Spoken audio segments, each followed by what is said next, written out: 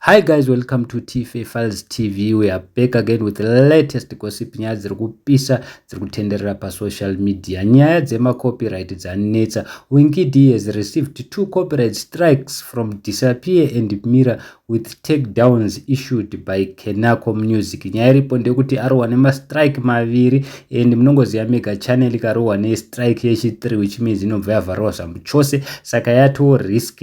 Zviri kunzi masources ari close ari kudedzera kuti iye Kenako Music hasn't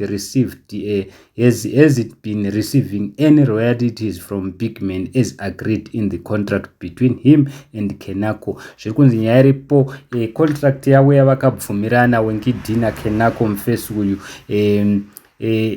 Winky D haana kuita se haana kuzopa mufesi uyu mari dzake dzanofanira kuti awane panyaya yaDisappear nani naMiras. So guys, handizivi tinoti kudi madays apfuura madays adarika tatakabata yasigi yajasignal paakabawo dzake ngoma achidzitora kuna baba namai Charamba ikanetsa zvikuru because baba namai Charamba vakadedzera kuti yekutanga takamuregerera akudzokorora futi kechi2 vakamurovawo nemastrike avo maviri.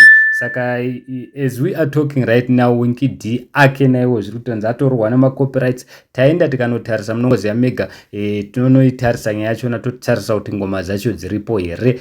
As we checked ngoma inoti Disappear naMira they are nowhere to be found. Hadzisipo paYouTube of which my sources atiudza, which means it is true. Kana muida nyaya yakawanda nyaya izere munoenda paZim Celebrity, asi vamwe vanhu vadedza kuti naHoly 10 ndiye ari kutevera pane ngoma dzaLucky Dube angwarire, kana akangwara ngaatodelete because naHoly 10 anogona kungorohwa nemacopyright strikes because naye Holy 10 zviri kunzi ane ngoma dzakati wandei dzaanotora mabhitsi kune vamwe vanhu the likes of Lucky Dube nevanhu vakawanda vakasiyana siyana. So guys, handizivi kuti chii chiri kumbonyatsoitika.